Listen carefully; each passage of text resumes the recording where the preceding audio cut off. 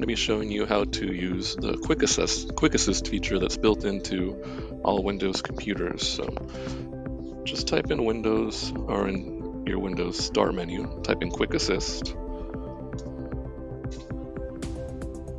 And you're going to get to this window. In this case, we're going to go to Help Someone. So it gives you the code, and you enter that code, or you give that code to the other computer that you're going to remote to.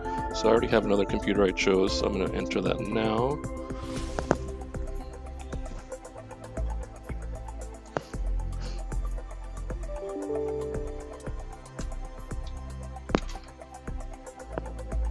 And while it waits, it's going to connect. I entered it right now, so it's connecting.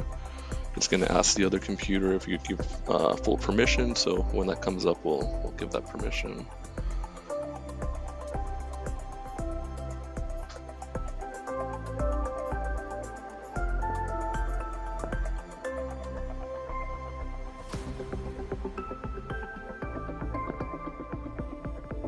And now that we're connected, you can request a control, which will get allowed here. And now we have full control over this computer. So whether you're going to help someone with something or check something on maybe a secondary computer, you can use that using Quick Assist.